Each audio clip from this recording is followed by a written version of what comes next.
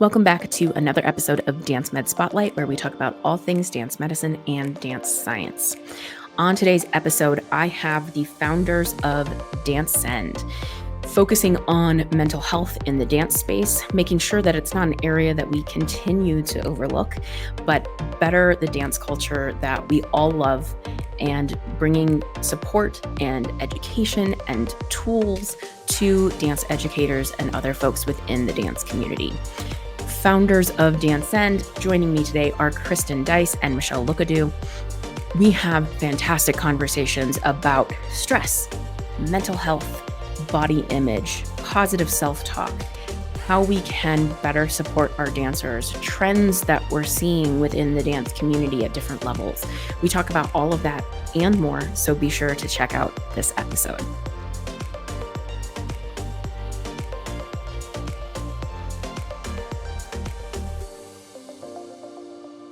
Welcome back to another episode of Dance Med Spotlight, where we talk about all things dance medicine and dance science.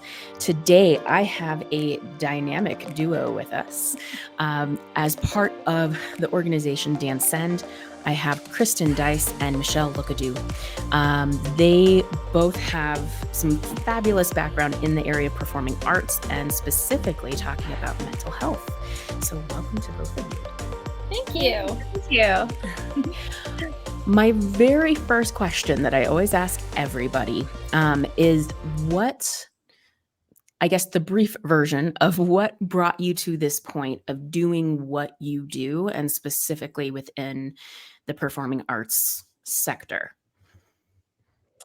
Yeah, well, Kristin and I we're professional dancers for a long time and long-time educators, mostly in the higher education space. And it actually was the pandemic. Kristin and I were both working at the same college. And we found that our dancers were just struggling like so many other dancers out there during the pandemic.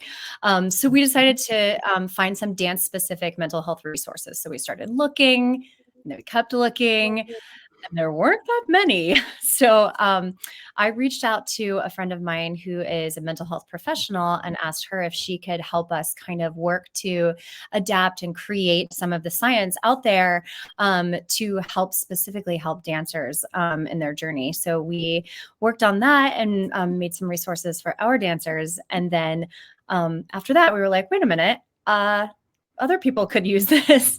So I quit my job at that time. And then Kristin and I formed Dancend as a company. And then we gathered a group of really amazing advisory board members, people that are psychiatrists, psychologists, LMFTs, who all have background in professional dance or professional performance. And so we worked for the next 2 years kind of in research and development to create certifications and workshops and programs just to help dance educators and dancers with their mental wellness in the classroom and in performance. Mm-hmm. Dancend was born. That's awesome. And I think something that you mentioned early in that I think is a really important thing is I feel like whether it's mental health or some other areas for our dancers, there isn't necessarily a lot of information out there. It definitely has improved, I feel like, since the pandemic, because people sort of had to figure something else out in the meantime. But, I think it's an area where we're still seeing a lot of growth and potential for what dancers and other people in the dance community can have access to. So that's so important.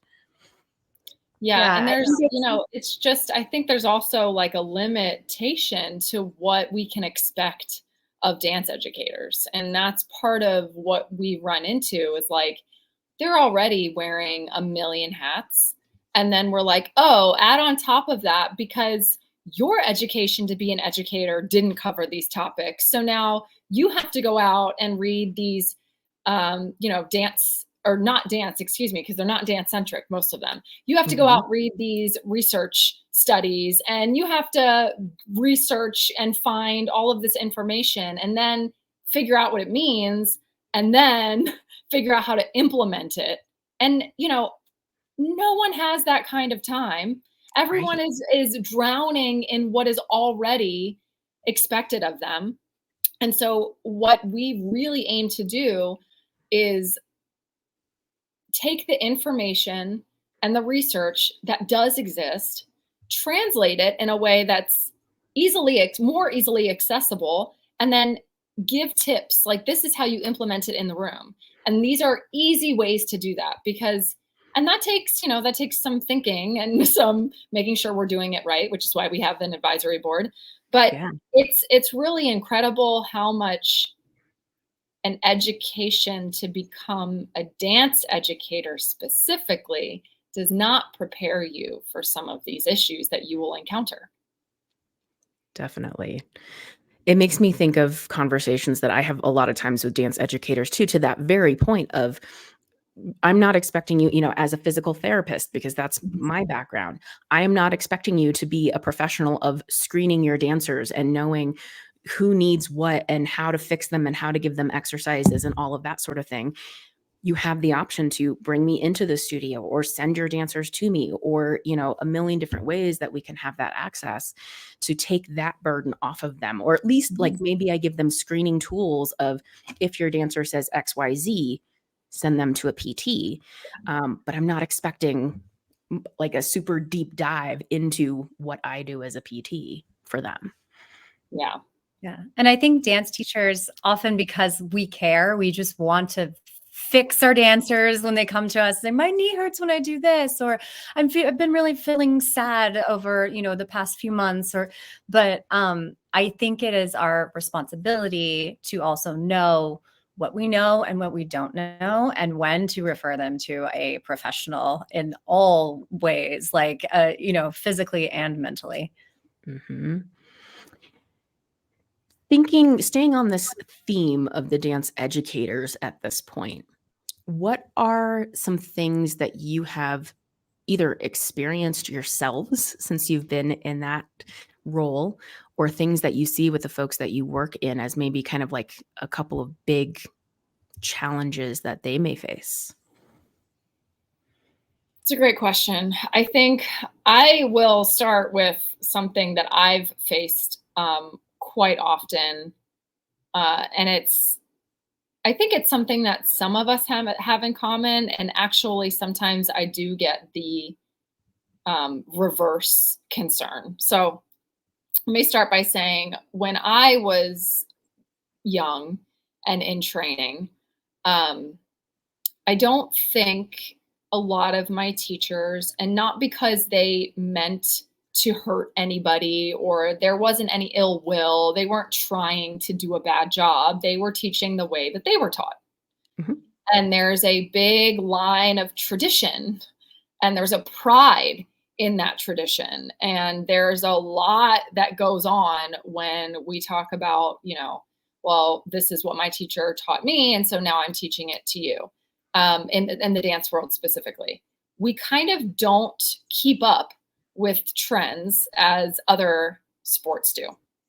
I think we sort of stay in this like sequestered, but we're an art, or but we're different, but we're special. And all those things are kind of true, but we kind of, we don't really allow that much of the recent stuff to come in as other sports do. So you have that. And then you have a whole generation, I think, of educators that we're a part of now that kind of take a moment and they question, like, well, was I taught the best way? And are we doing things the best way? Because now I'm a grown person and I am realizing that maybe I'm having some, I'm dealing with some issues that potentially were born from the environment and the atmosphere of the dance studio. Or if they weren't born from there, that dance environment or dance studio certainly didn't help, kind of maybe exacerbated. And I don't want to do that to my students, right? So here comes me, where I'm like, gosh, I don't want to be too hard on them. So then I start swinging in the other direction, where I'm like, everything is valid, and what is going, all of these things. And, Right. and I'm like, the support out the wazoo. And sometimes I personally forget that challenge And high expectations is actually really, really good for them as well. But it has to be met with that high support. And so for me, when I do this research and I'm looking into all these things, I actually feel way more confident as an educator kind of going in with high expectations. Like, I do expect a lot from you, as should you. And this is in your own best interest.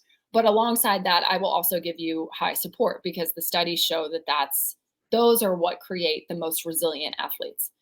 Mm-hmm. On the flip side, when we talk about a lot of, if you're seeing perfectionism in your dancers, or if you're seeing issues with body image in your dancers, or if you're seeing this, if you're seeing that, and we're giving these tips and tools, a lot of educators will say, well, hold up. Aren't we being too soft on our dancers? Because the world is a really, really hard place.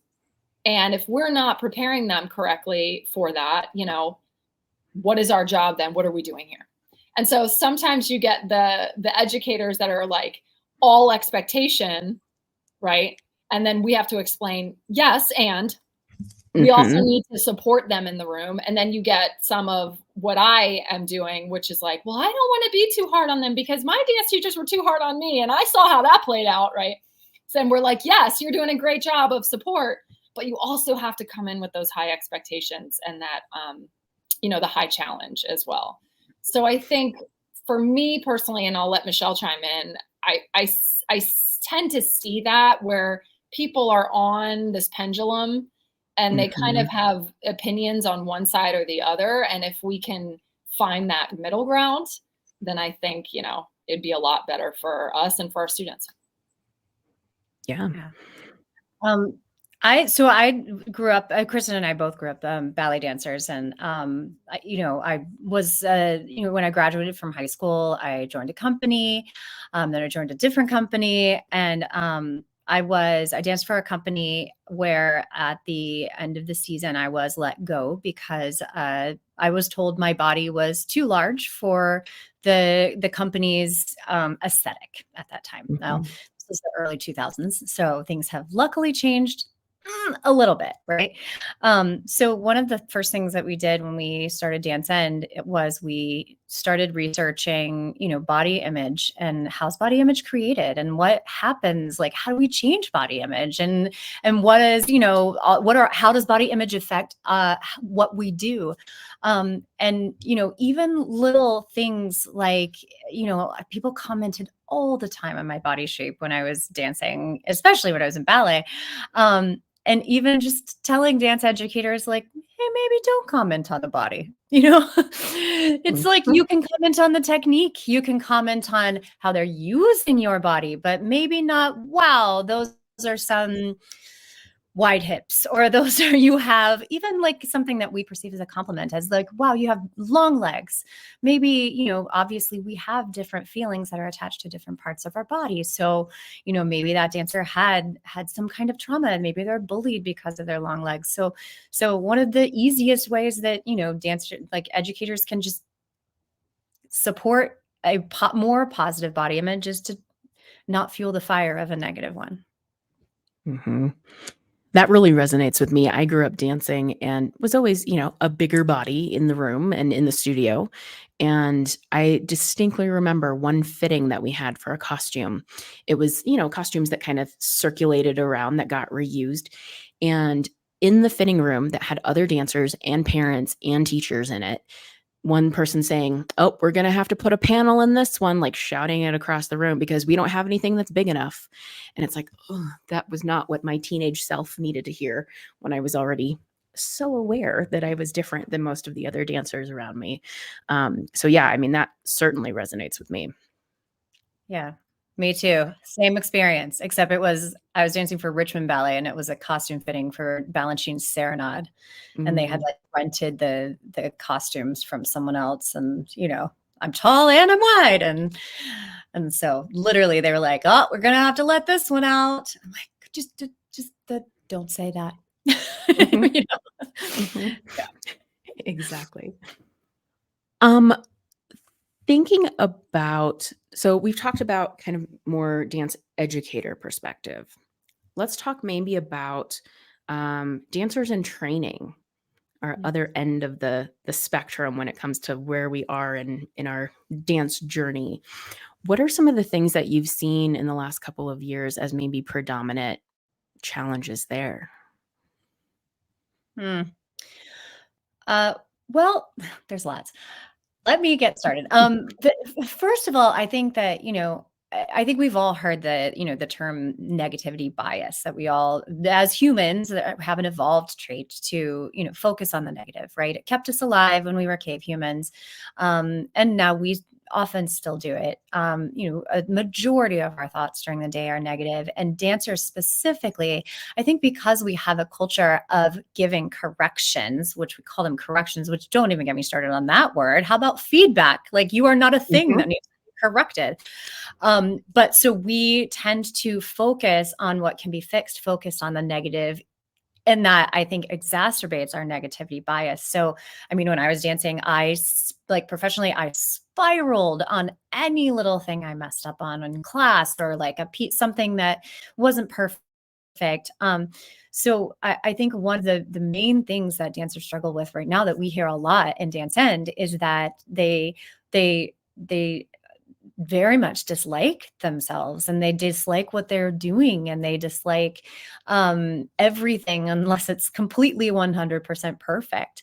And that can be a challenge because, as we know, our thoughts dictate our behaviors. We've, since Dr. Albert Ellis in the 1960s, right? So we recognize that, what we believe has consequences in our actions. So we work a lot with dancers on shifting that negativity bias, even starting to, like after dance class, like journaling. What are 5 things you did that were good in class? Because inevitably you can name 5 things that you did that weren't good. But it's often, and even for me now, difficult to point out the positive, to kind of counteract that negativity bias and create a mindset that can create a career that fosters a dancer with longevity, as opposed to someone who just gives up because they think that they're not perfect enough to be in this art form. And that was happening, as Michelle mentioned, that was happening when we were young. That's been happening since the dawn of time. Enter social media and it explodes.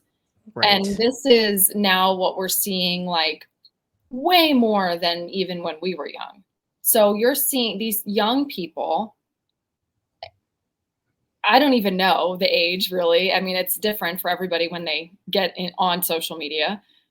They're seeing and consuming so many images that aren't real, that have, whether or not they've been filtered, which the majority of them have.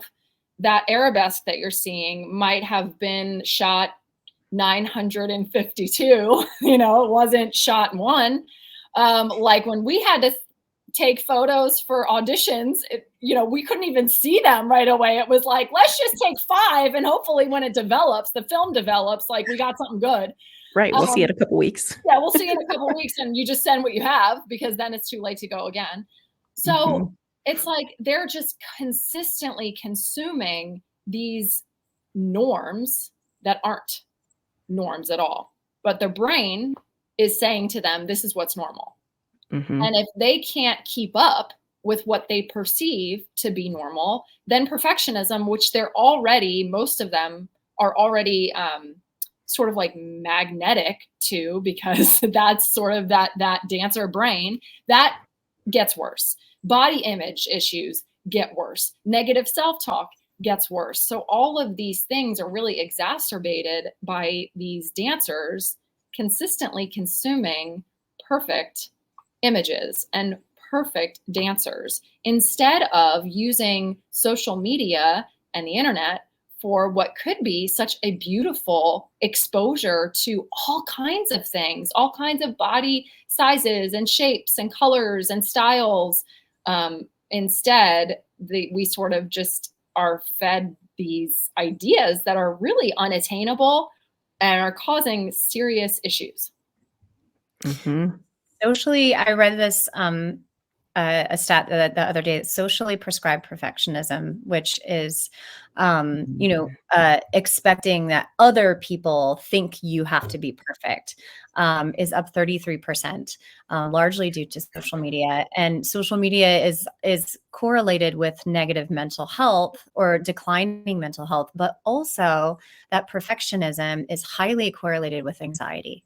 So we see a lot of dancers who are struggling with anxiety because they're holding themselves to such a high standard, or they think other people are holding them to such a high standard and they feel that they can't meet it. And then it's like this anxiety perfectionism cycle that can be really detrimental. And what you hear a lot is this idea that these young people who are reporting way more anxiety than any other generation prior, we did this because we're too soft on them, or we did this because we were too kind and we're too understand, all of these things. And it's like, well, I don't think that that's what it is. It's probably some of this other stuff that we're not really paying attention to. I mean, I don't know if people who are listening have been, and I'm not certainly up to date on this, but I heard a few weeks ago that there were some states banding together to basically sue Meta because of all of this research that they know of the harmful effects of social media on young people specifically, that instead of sort of stepping back from their algorithms and saying, oh, this is causing harm, we need to, rethink this, or there needs to be an age limit or whatever, they're actually playing into it because what is it also causing? Addiction on their platform. And so I feel like hopefully we're in a space where in 10, 20 years, the whole landscape of social media changes and we can use it for the amazing benefits it really has. But this idea that the problem is our support is really unfortunate, because I feel like, the last thing we need is to pull and yank support from dancers and young people who are suffering. Like, we have to really pinpoint what the problems are and what's causing it, so that, as best we can, obviously, so that we can help them. A couple of things that you both mentioned that I want to go back to. One is with this idea of social media. And to your point, Kristin, of, so much of what we see is curated. We're seeing, the best of the best. People aren't as nearly as likely to show, oh, I was struggling today, or here was a problem that I had, or, that kind of thing. And then the other piece is because of the algorithm, the things where it's like, you see the ballet dancer who was able to do 18 pirouettes, that gets boosted because it's cool to see that. And so that's what you're seeing, but you're not seeing the adult dancer who just is learning to do this for the first time and they finally got their first clean pirouette, and we're super excited about it because that's not nearly as dramatic and exciting, so it doesn't get boosted in the algorithm and that kind of thing.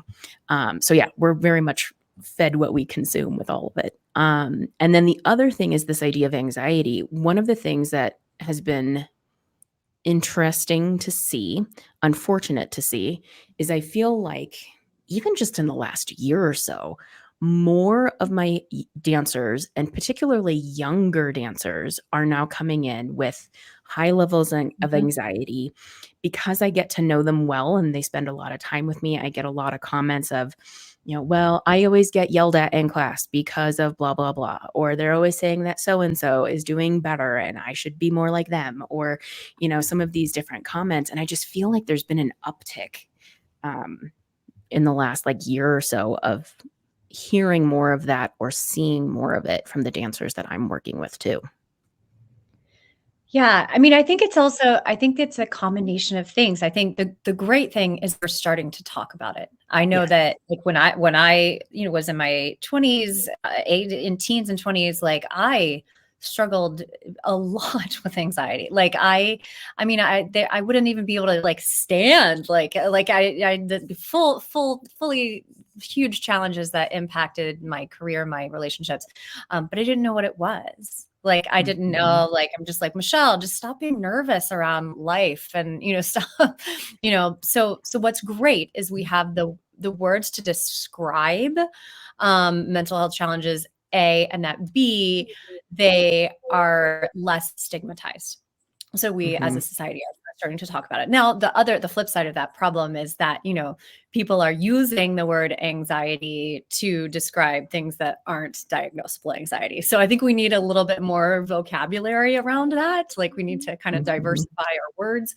But I mean, I think it's good that they're starting to recognize when they are feeling that way. But I think there's so many contributors to it. I think that, when we look at the expectations of young dancers, not even dancers, like young people in high school right now, the amount of work that they have to do, the number of assignments, the number of, things that they need to do to get into college, the number of rehearsals that we have to do as dancers to get to do those 18 pirouettes, because 20 years ago, 4 pirouettes was enough, right? So we're holding them to higher and higher and higher, like, levels of achievement, which isn't necessarily bad, but there's only so much a human can do. And then usually what happens with that is that these young people are sleep deprived. And obviously, as we know, sleep is the, number one thing that we can do to help our brains process information, to improve our cognitive abilities, to improve our ability to process emotions, and to function in society. And we're asking these young people to sleep for 5 hours, go to, 0 period at 7 a.m. because they have to leave at 2 o'clock to go dance for 8 hours after they're done with school, and then expecting them to not be stressed out, So I think that was a long answer to say there's a lot of things going on that I think are converging into extremely high amounts of pressure on our young people. Yeah, I think, with those higher demands, kind of going back to something Kristin said earlier, where it's like, we also need to have more support if we're having all of that expectation. I see it from the physical side of, yeah, they want to do the 18 pirouettes. Well, then what are we doing to make sure that they have the strength and coordination and balance and all of that so that they can do it? And from the sleep perspective, we know what sleep does for young athletes when we're looking at athletes across the board, not just dance specific, but when they're getting adequate sleep, especially as adolescent athletes, they're able to set higher personal records and, just have higher achievement because their body is able to recover and have that time. So, like, how do we nurture that and support the sleep, for example, along with everything else? It's a puzzle for sure. One that we certainly do not pretend to have all of the answers to, but I think, when you look at what educators can do, at least at the end of the day, like, as an educator, you're teaching this student, this dancer, for an hour and a half. There are small shifts that you can make to at least feel really good about, well, when they're under my tutelage, I know I am doing the best I can to support their mental wellness while also, holding them to high like we've all talked about. But it's, if everybody in all aspects of life could just take small tweaks, just small shifts, we really could help support our young people more. I mean, there was a survey done by Minding the Gap. This was back in 2017. 81% of the dancers surveyed, and there was about 899 dancers at the time, believed that the dance community didn't do enough to support the mental wellness of its dancers. 81%. It's a staggeringly high number. And at the time, and again, this is pre-pandemic, at the time, 75% of them reported that they had dealt with a mental health challenge within the past 5 years. And to what Michelle said earlier, we're starting to talk about these things now. which I think is also part of why we're seeing like, oh man, there's an explosion. Well, is there really? Or are we just sort of being like, well, hold on, is this normal? Is this not normal? Do other people feel this way? Like, are we a little bit just more comfortable now talking about these things? I think it's a whole host of things. But to pull support and to name support as the problem creates all new problems along the way, right? So, yeah. One of the things I want to go back to is this idea of body image and how we can better work on improving our body image talk, how we're seeing it in ourselves, how we're supporting it in dancers that we're working with. Go off of that idea. Yeah. I think that, there's a whole body positivity movement that, love the skin you're in, you're beautiful no matter what, always, right?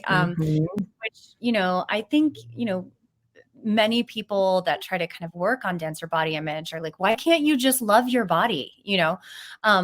Most dancers can't get there, like from like mentally beating themselves up every time they walk into the dance studio, every time they put on a leotard, every time they, I love the I incorporate a lot of body neutrality exercises in my classes, which is the difference is body positivity is like always I love every part of my body, always I'm amazing.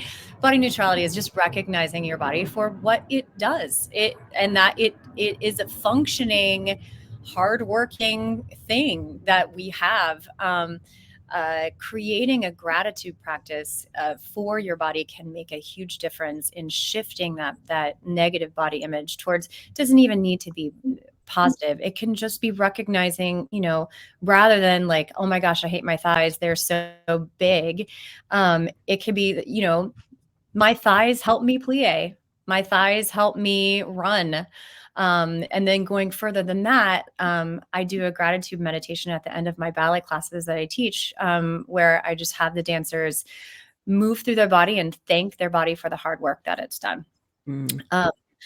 Personifying our body outside of ourselves can sometimes give us a little bit more leniency toward it, right? Like, you wouldn't say the things to someone else that we say about our bodies, right? And that can lead to a little bit more of a positive body image as well.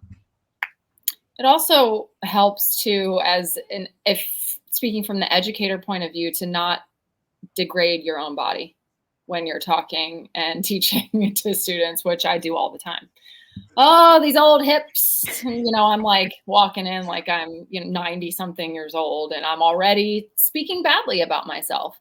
And regardless of whether I'm joking or not, I mean, there's a little bit of truth behind all of that, right? Like what I'm teaching my students is you get old and your body gets bad, or things change and that means your body is bad. It can't do what it once did. Your body is constantly changing and evolving. And some things are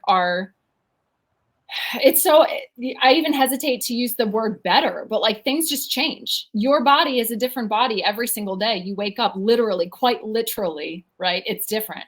And we're without meaning to, educators can sometimes be teaching their students that, talking bad about your body is like what you do. And that's, they emulate us. They absorb everything we do, say, So that's one of the things too, that's an easy shift, easy, quote unquote, for educators to do, is just catch yourself when you make comments about your own body. Like, take it back and be like, no, I'm not going to say that, right? And there's this, it's really hard, to Michelle's point, like our bodies are the instrument with which we do what we love. And so it's really tough. And our bodies will be commented on. At the end of the day, if you're going to become a professional dancer, right, you have to go to costume fittings. You have to be paired with people who are potentially the same, quote, size as you for safety. Like there's a bunch of things and a bunch of situations that you are going to be in where your body is going to be the point of discussion. And so part of, you know, this idea of like body gratitude also includes body image resilience. How can I make sure that I can be resilient even in the face of someone who makes a comment, or in a situation where I feel like my body is, you know, the issue? And part of what can help dancers develop that resilience is using their bodies for things other than dancing, creating an identity outside of the studio and outside of dance, where you can really start to see what your body is capable of and be really excited about what it can do other than grand jeté and plie and tendu and dégagé and all of that. And I know for me, when I was young, my teachers specifically told me that I couldn't do anything outside of the studio. I shouldn't, because number one, I could get hurt. Number two, I'm going to develop all the wrong muscles. Number three, I'm going to get bulky, and, you know, you don't want to look like the skiers. I mean, somebody literally said that to me, and I don't even, still to this day, I'm not sure what that means. Maybe like they have bigger thigh. Like, I don't know. I really don't even know, because guess what? Guess who never skied? Me, because I was told not to, right? So it's like, if we can also encourage them to do things with their bodies outside of dance, like, that would also go a long way to creating a different relationship with your body. You can see it in a different light. And maybe even if you can't get to that body positivity, you can have a different understanding of your body. Not like, oh, it just looks good, but like, it is good. Like, look what it can do. And it does a lot for me. Yeah. I think another big shift is thinking of our bodies from the inside out rather than from the outside in. We dance and look in a mirror. We try to make that thing in the mirror look good. But how often do dancers ask themselves, or how often do dance teachers ask dancers or choreographers, how does this feel? Like, we think of it as an image, like from the outside in, and that can exacerbate body image challenges. But like, if we're thinking about how an arabesque feels, how it feels to tendu roll around on the ground, you know, it's very different, and it can shift it a little bit as well. A couple of things that came up as you were talking about that. One is, you know, thinking about the mirrors as being such a big thing that is part of dance. You know, there's walls of mirrors in studios when we go to them and that sort of thing. When I was at the IADAMS conference, the International Association for Dance Medicine and Science conference this last year, there was somebody presenting on the idea of, you know, he brought this up when he was talking about cross training, but he trains dancers in the gym space to teach them how to move differently, Kristin, than we normally do in dance, and encouraging them to do other things with their body.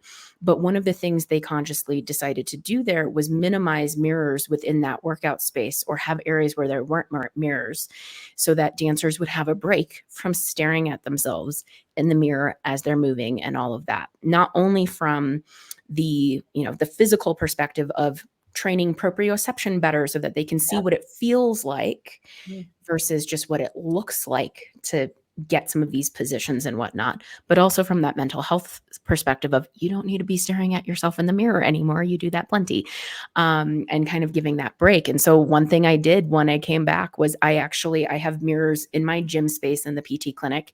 I installed curtains over them. And so I can decide whether or not we're going to use the mirrors and what we're using them for, instead of just having a wall of mirrors there. So that was one of the things that kind of came to mind as both of you were chatting there.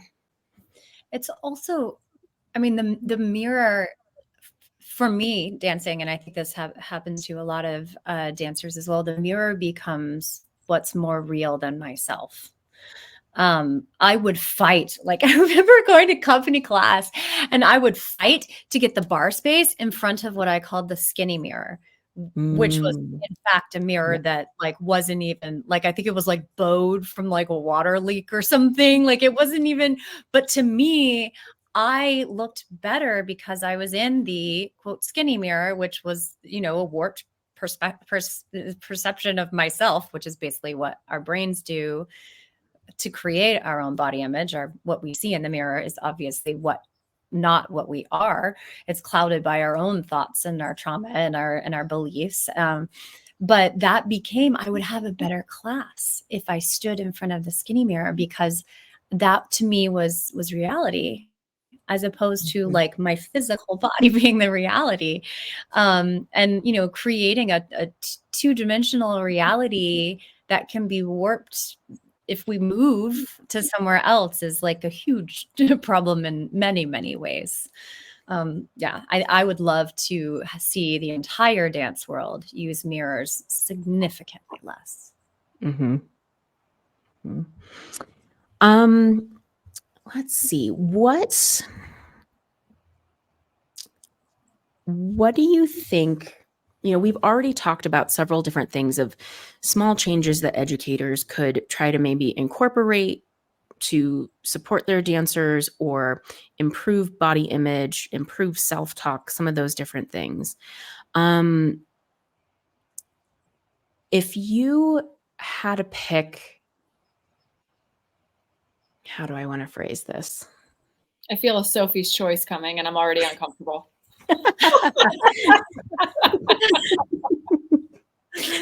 I love it.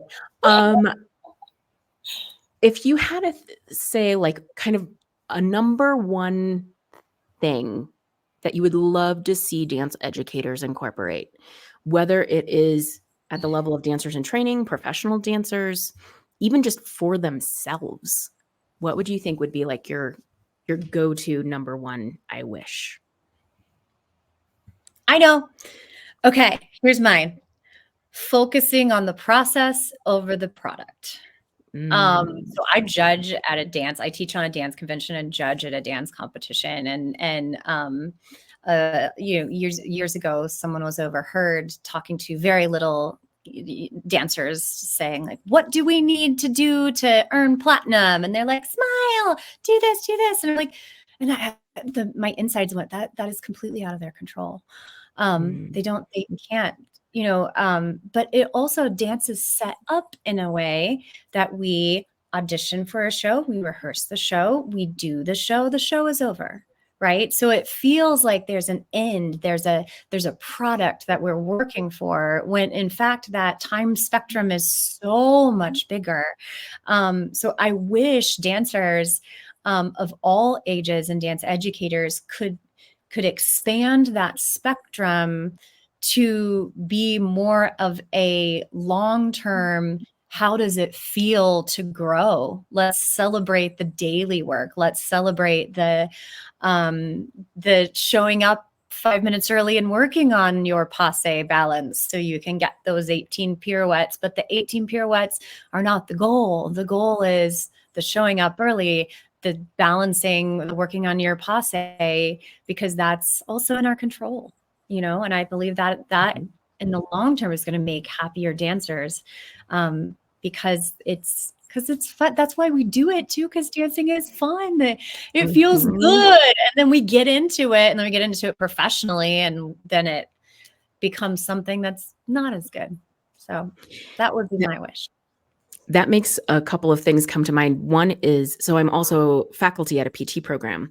And one of the things that we've started doing in recent years is this idea of teaching more of the framework of how to learn to do something, rather than just sort of the monkey see, monkey do of here's where you put your hands and all of that. And as we've been incorporating that more, the students understand the process so much better. We have more complex conversations about things and can take them to deeper skills faster because they understand the process, rather than just, to your point, the end product of did you test that muscle correctly or that kind of thing. It also makes me think of, I still dance. The main area that I dance in is West Coast Swing, an improvised partner dance, where you have to know enough technique so that no matter who you get randomly partnered with for a dance that you don't get to prepare for and you don't know what music you're going to dance to, you can still have a successful dance. And so much of that dance style is learning the foundations of how do I move my body? How do I respond to my connection to my partner? And it's not doing the 18 pirouettes as the end goal. But how do we set ourselves up to maybe be able to do that at some point, or a million other cool things that we can do with our bodies. That's amazing. I just have to say, I'm always loving those videos on Instagram and TikTok of like the improv. I'm always blown away. I'm like, how do people do this? Mm-hmm. Oh my God, so cool. Mm-hmm. Which is a whole nother thing. Like I've done a couple of intro classes for dancers, for teen dancers in West Coast swing, so that they can kind of like get some of those concepts. But it's like, I would love to see more of that kind of stuff integrated in, where it's, you're just learning how to respond and like, what do you need to do to make a good partnership, rather than like, put your hand here for this lift and whatever. Yeah. Okay, I think I'm ready to answer this question, even though I'm not happy about it, Alyssa. Go for it. I feel like, and this the answer could change tomorrow, could change as soon as it comes out of my mouth. But what is really loud in my mind right now is the idea of self-compassion. And I think, and this is not only because the researcher that's doing a lot of work in this field, her name is also Kristin. It's not why, but maybe it is, who knows. Her name is Dr. Kristin Neff. And I just felt like when I started doing the research on self-compassion, because you hear this word a lot, like, just love yourself more. It's like, oh, sure. If it was that easy, we'd all be doing it, right? Yeah. Just be more compassionate to yourself. It's like, all right. But when I actually started to do the research and dig into all these studies that were done on the extreme power, really, of self-compassion, I was like, oh, maybe this is the answer to like all the things. I mean, people who have more self-compassion usually are able to identify with pretty good precision their strengths and weaknesses.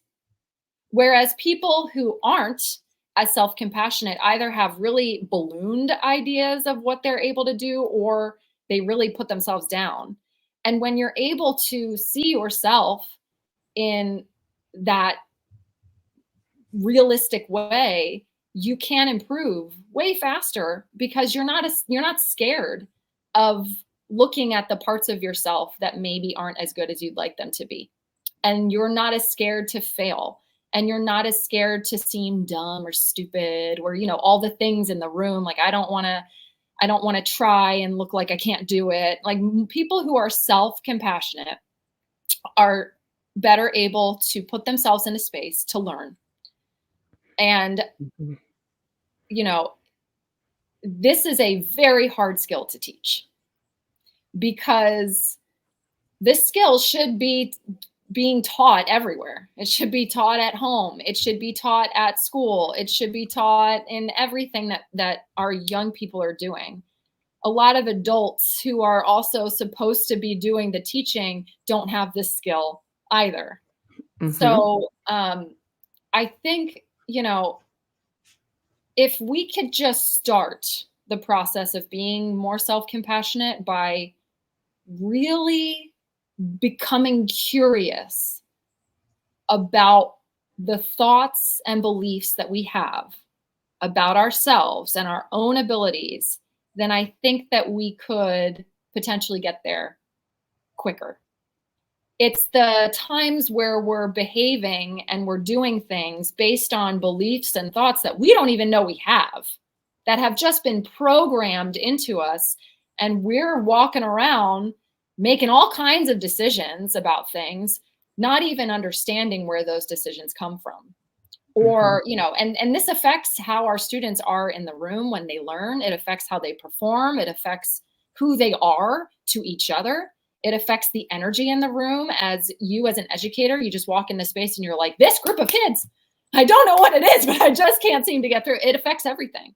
And so if we can, as educators, really just get our students to self-reflect a little bit more, I think that might be the first step to what can be difficult and a long journey, but the first step to creating more awareness, and then ideally more self-compassion, because we're all just doing our best. I say this so much. I'm like, I'm just doing my best. I say this so much that my 5-year-old now, whenever he gets in trouble for making, you know, not a great choice, And what he says to me is, Mama, I'm just doing my best. And then I'm like, how do you even respond to that? I don't know. But yeah, we're all just doing our best out there. And I think this is me just, if you're listening to this and your immediate reaction to being more self-compassionate is, I'm not doing a good job at being more self-compassionate, like, let's reframe that. And we all know we're doing our best, but where can we maybe direct our efforts? It's a redirection, right? It's not that you weren't doing a good job to begin with. It's just a redirection. Maybe let's look in a different place. Mm-hmm. Mm-hmm. A quote comes to mind from a business coach that I heard a presentation from several years ago. And it took me a couple of years of sitting on this quote before I was ready to do anything with it. But it is, imperfect action is better than perfect inaction.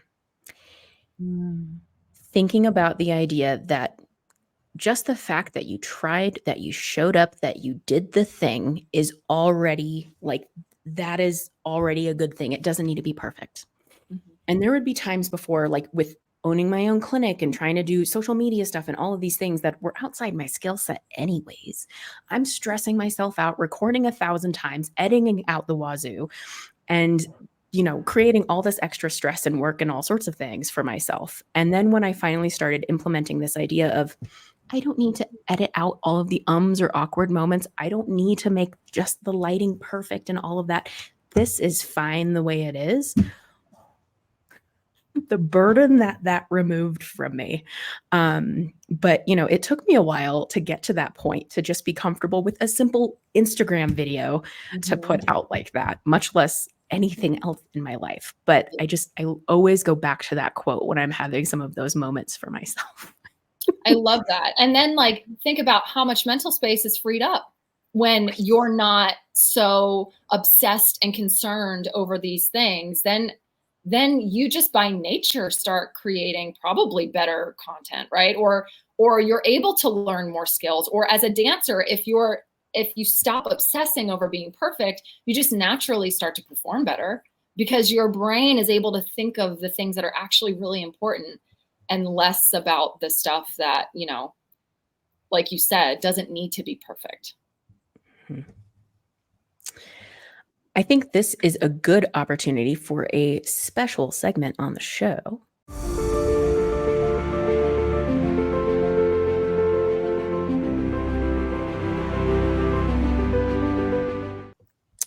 So, the final bow.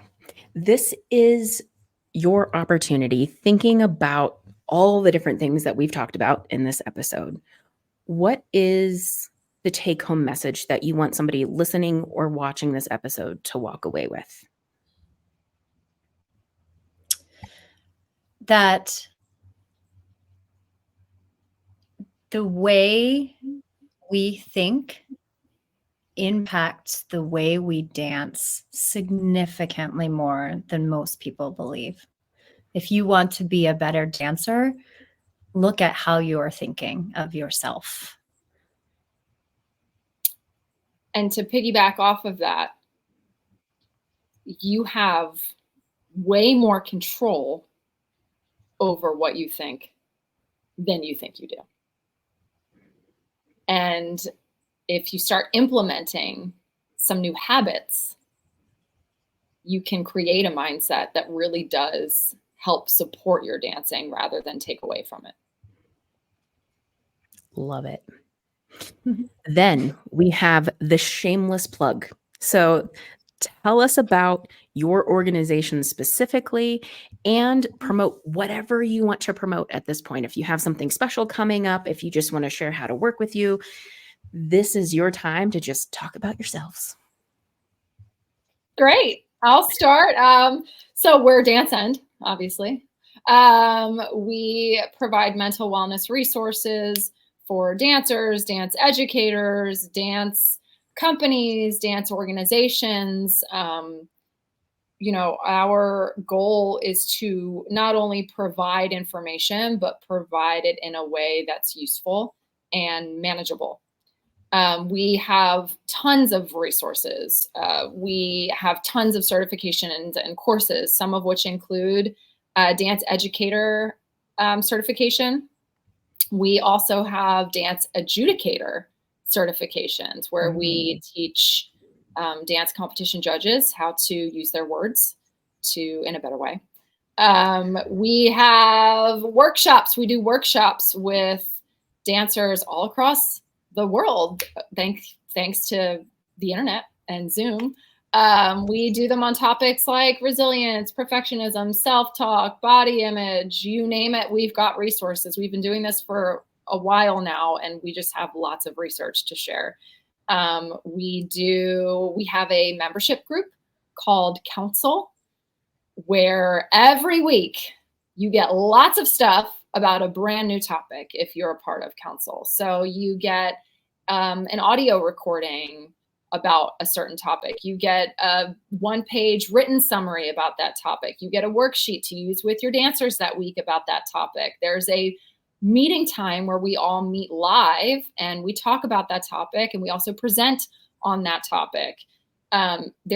And that's every week. And then once a month, there's a guest that comes and talks about something that they specialize in, a mental health professional. We just had somebody today that talked about the importance of breath and how it connects to our stress response.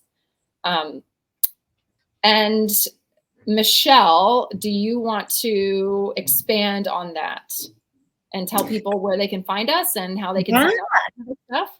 Yeah, you can. So we are at dancend.com, danscend.com. You can click on the top. We have for dance teachers, for dance organizations, for dancers. So just click what your demographic is. You can find us on Instagram at dancendofficial.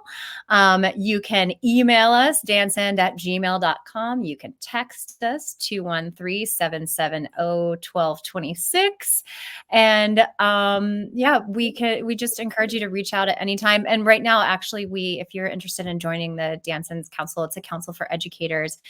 You can email us and you can try it out for free for a month. Amazing.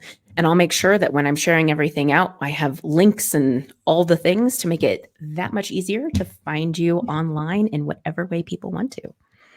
Yeah. Thank you so much for having us. We are what you're doing for the dance community is really fantastic. So we're grateful for you and everything you're doing. Yeah. Thanks for joining me today. Yeah, it was our pleasure. It was fun. Even though that question was hard. Right? Sometimes there's I know. I like the challenge. DanceMed Spotlight is hosted and produced by Alyssa Arms. We discuss all things dance medicine. This has been another episode from DanceMed Spotlight. The DanceMed Spotlight is intended for educational purposes only. No clinical decision-making should be based solely on one source. While care is taken to ensure accuracy, factual errors can be present.